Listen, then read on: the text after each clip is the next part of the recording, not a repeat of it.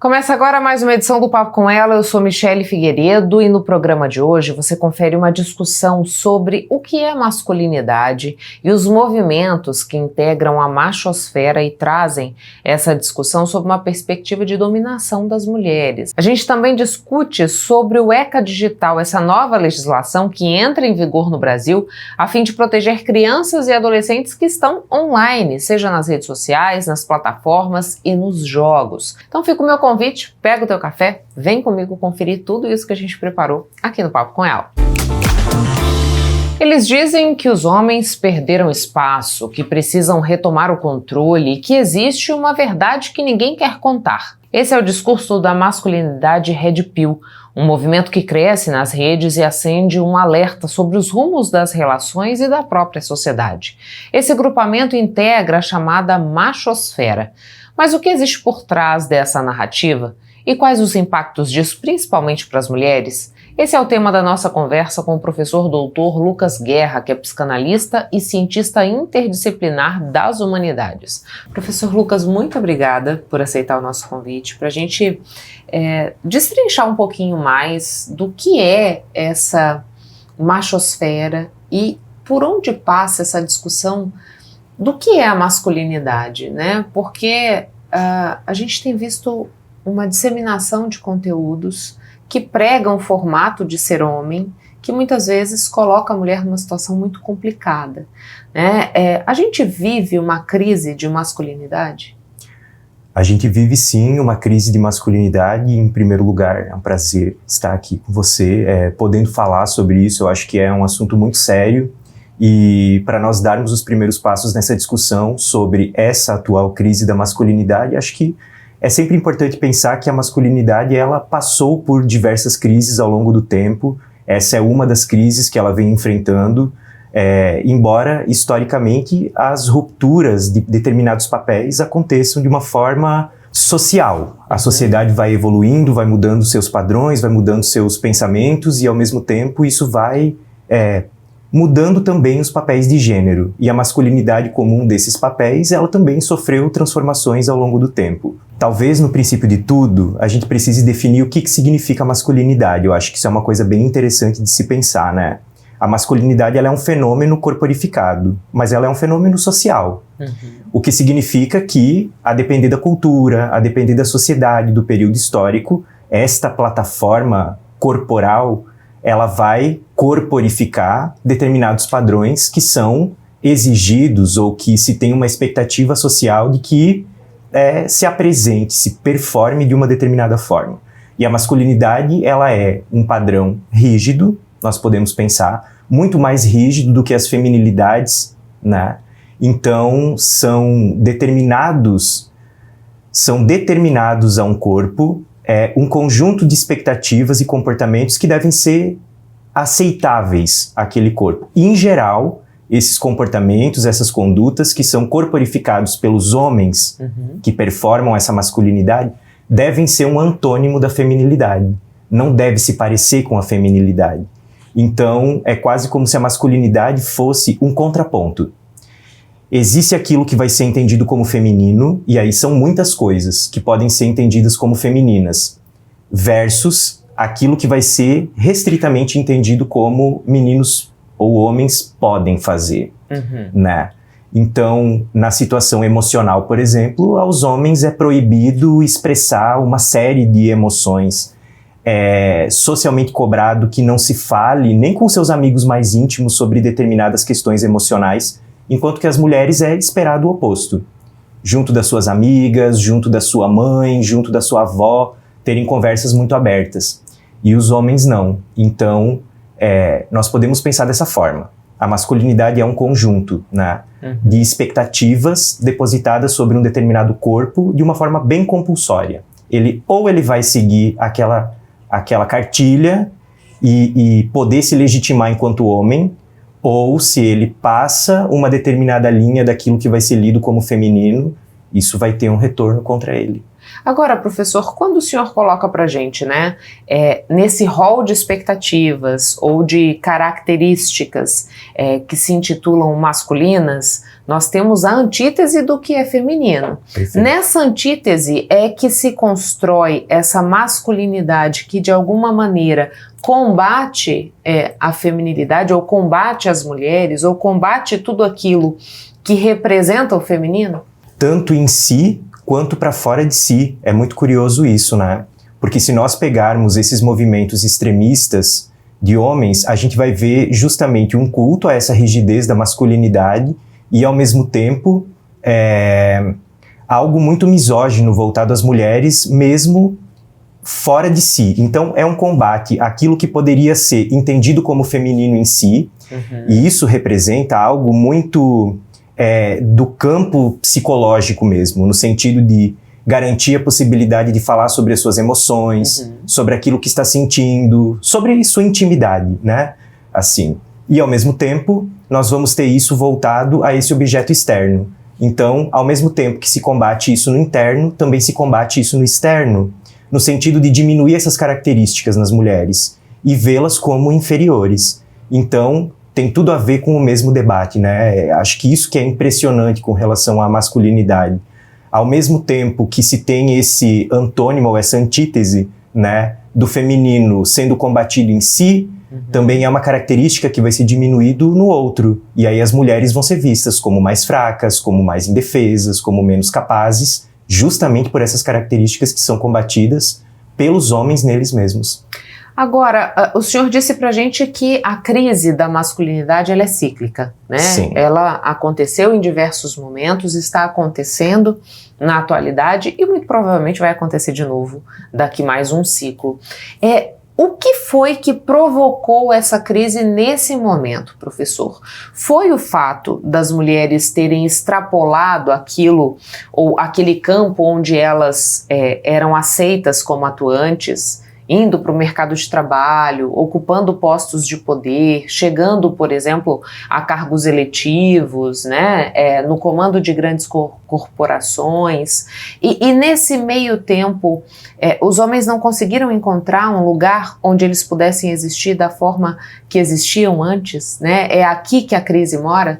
É isso também, as mulheres ocupando determinados lugares que historicamente pertenceram aos homens, fizeram com que homens não os ocupassem mais, e isso tem um fator de revanche, né, muito presente também, mas o fator tecnológico também é um fator hoje gritante na cultura contemporânea. Não há como negar que as redes sociais, as mídias sociais, elas moldam hoje formas de ser homem, e aprofundam e, ao mesmo tempo, não encontram um contraponto dentro desses grupos, né?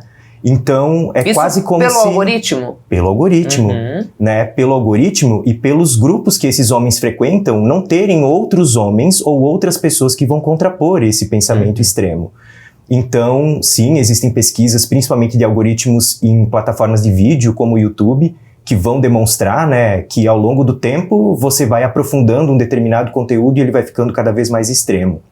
Ao mesmo tempo, esses grupos que se organizam em torno da misoginia ou em torno do culto da masculinidade, isso acontece da mesma forma.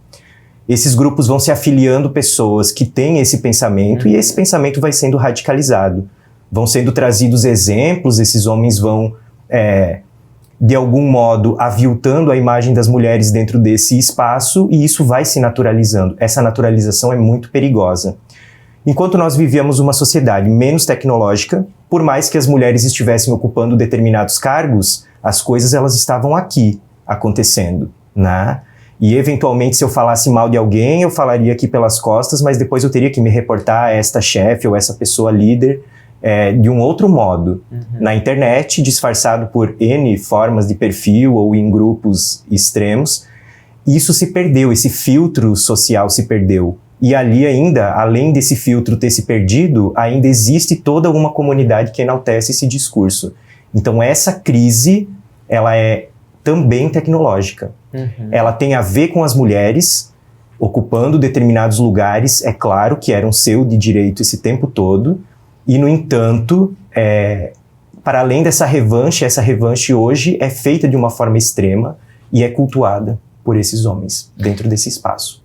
Mas isso não se restringe apenas à rede social, né? O senhor disse pra gente, existe um algoritmo que alimenta a radicalização desse discurso, né? E isso extrapola o online, a plataforma digital, e se manifesta no dia a dia. Qual que é o risco disso, professor? Perfeitamente. Esse tipo de discurso transborda. Eu acho que isso é importante a gente também garantir nessa fala junto do público que assiste, né?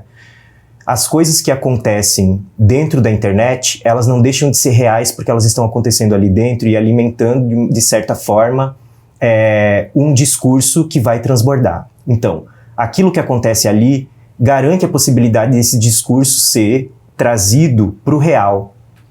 É real o que está acontecendo na internet, são fenômenos da realidade, são pessoas que estão ali discursando. No entanto, isso vai se voltar de formas muito violentas para a esfera social. Então, as mulheres vão sofrer por conta desse transbordar, porque os homens têm cultuado uma prática de masculinidade que é de subordinação dessa mulher, que é de diminuição dessa mulher perante a sua forma de acreditar nessa masculinidade, né? Então é uma nova forma de dominar, é uma nova forma de subordinar e ao mesmo tempo com o emprego de uma violência que hoje também, graças às redes sociais, tem sido mais visível. Nós também conseguimos olhar para esses fenômenos e percebê-los de alguma forma, né?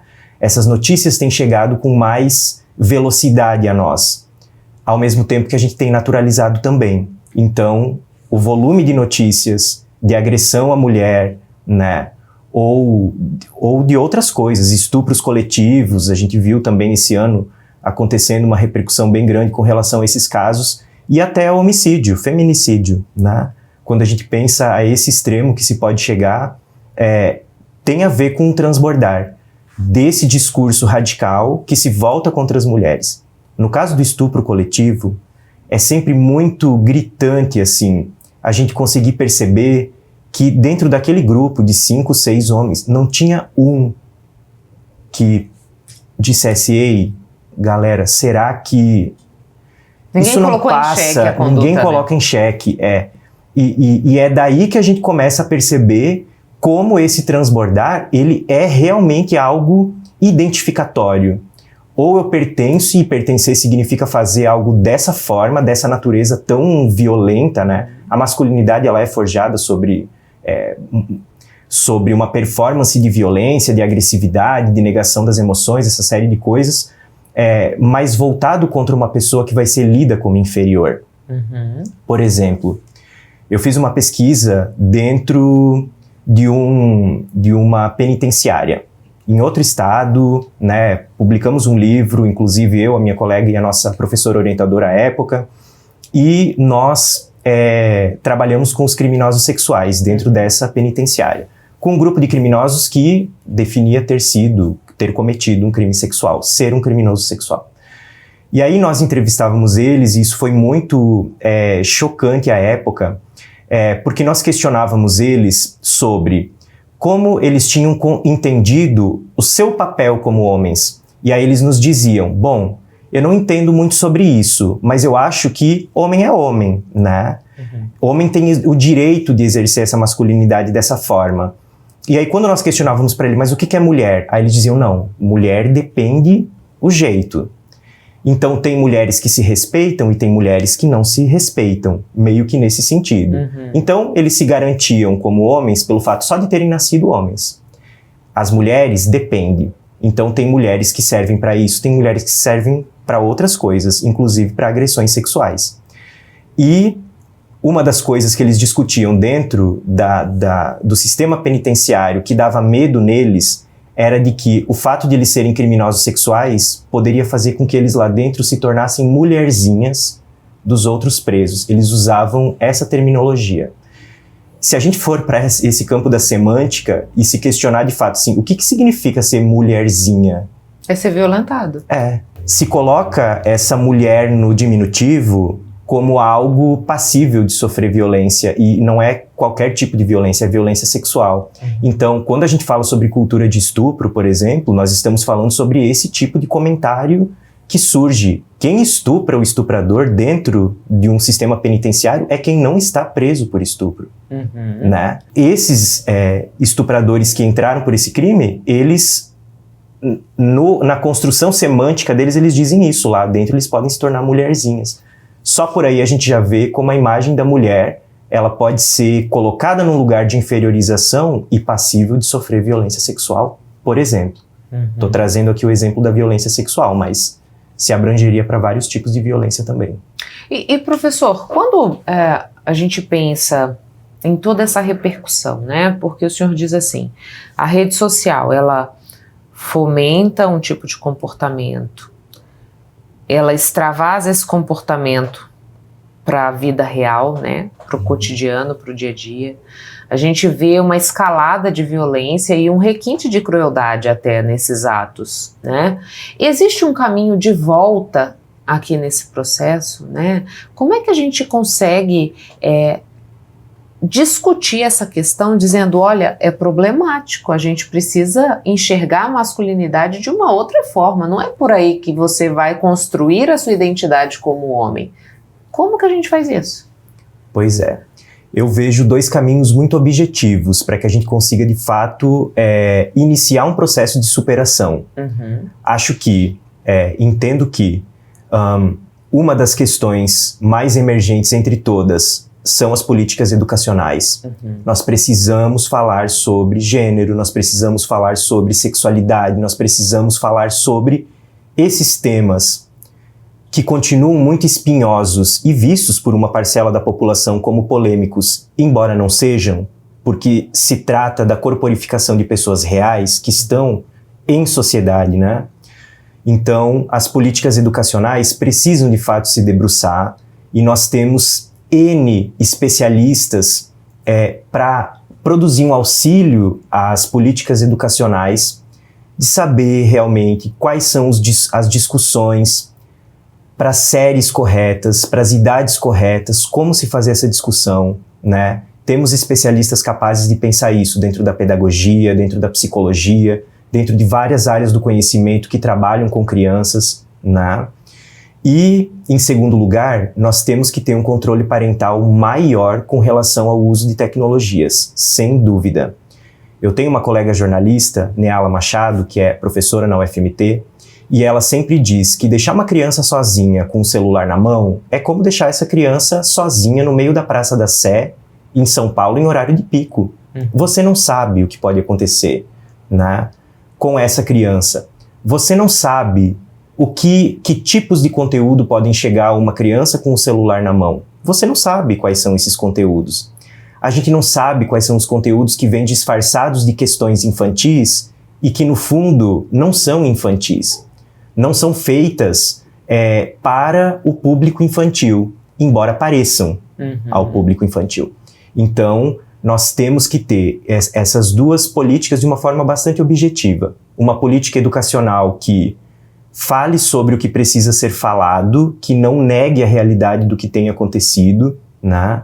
E, ao mesmo tempo, nós precisamos de uma compreensão social sobre um maior rigor no controle parental no uso de tecnologias, principalmente em mídias sociais e conteúdos de vídeos, né, como plataformas de vídeo. Isso não necessariamente vai garantir tudo, né? Isso não necessariamente vai garantir a superação de tudo, mas certamente nós estaremos construindo gerações mais seguras e que vão ter pelo menos um apoio discursivo construído anteriormente que confronte novos discursos que pareçam muito sedutores e extremistas. Hoje nós temos gerações de pessoas que não falaram sobre isso e que se encontram muitas vezes com verdades determinadas. Ou seja, num mundo como hoje, onde você pode pensar da seguinte forma, bom, eu posso ser homem, eu posso me entender como masculino de muitas formas, né? Mas isso também traz uma apreensão do tipo, bom, então eu vou ter que construir esse caminho e como que se faz isso? Agora, se aparece no meu caminho alguém que diga ter a verdade sobre isso, não, ser homem é tal coisa, ser homem é fazer dessa forma. É uma verdade um pouco sedutora para quem precisa se agarrar a uma determinada rigidez, né? Para se sentir pertencente, inclusive, a um grupo. Então nós precisamos falar sobre isso e precisamos um controle parental maior. E aqui, professor, como o senhor vê a atuação das religiões? Porque a gente vê movimentos religiosos que também preconizam uma forma de ser homem, como deve ser essa relação entre homem e mulher nos papéis de gênero, né? Que um precisa ter o controle, o outro precisa ser submisso, que essa mulher precisa superar toda e qualquer dificuldade em nome daquele enlace. Isso também influencia, de certa forma, esse construir da masculinidade e esse prejuízo às mulheres? Sem dúvida. O fator religioso ele é um fator determinante dentro da construção social do gênero, que é isso que nós estamos falando. As construções religiosas, elas têm determinações que, desde criança, já fazem com que se direcione determinados papéis a alguns lugares sociais. Então, como você bem disse, existe um papel, né, dado como religioso, que vai estabelecer um determinado controle, e, por outro lado, a pessoa que vai ser, de alguma forma, controlada, que vai ser submetida e que vai precisar dizer amém, literalmente, às decisões tomadas por esse cara, né? Por esse homem, em geral. Então, o fator religioso, ele segue como algo em aberto e talvez seja a nossa grande lacuna social, justamente porque, embora seja necessário que a gente trabalhe uma sensibilização social, né? A gente sabe que o direito ao culto religioso, ele é um direito consagrado, né? Então, nós precisamos, nesse sentido, disputar esse discurso socialmente, né? Dentro disso, talvez a nossa discussão com relação a isso transcenda para a esfera política mesmo, né? Muito mais do que dentro da perspectiva religiosa. Mas a gente tem também um arrastar da religião para a política. Exatamente. Então é exatamente ali, talvez, esse campo onde a gente consiga administrar melhor algo com relação a isso. Uma coisa muito surpreendente que eu sempre relembro minhas alunas, meus alunos, quando nós falamos sobre essas discussões, é o fato de que o banheiro do Senado Federal, o banheiro feminino do Senado Federal, só foi construído em 2016. Até 2016, o plenário do Senado Federal não tinha um banheiro feminino construído, porque à época não se imaginou que uma mulher poderia ser senadora da República. Aí, socialmente, as pessoas estão discutindo em algumas esferas, inclusive religiosas, transpostas para a política, as questões que elas fantasiam ser ideologia de gênero. Quando nós temos coisas extremamente concretas, como infraestruturas de gênero, que nós percebemos em construções fabricadas e que tem um viés de gênero colocado aí, né? Então, sim, embora as religiões tenham seu direito ao culto e possam falar, né, coisas que a nós são abismantes, no sentido de compreensão de que uma pessoa precisa ser submetida a uma outra pessoa, ao mesmo tempo, nós podemos transportar esse discurso à esfera política e talvez dentro desse espaço combater esse tipo de estereótipo. Penso que seja uma discussão muito mais profícua do que discutir a religião em si, embora seja uma discussão em aberto, legítima e que precise ser feita. Professor, muitíssimo obrigada pelas informações aqui no Papo. Deixo o espaço à disposição caso queira trazer mais algum esclarecimento. Muito obrigado. Eu acho que é isso e fico muito feliz em poder contribuir com algo que eu tenha, né, a dizer sobre a temática. Muito obrigado. Intervalo, a gente volta já já.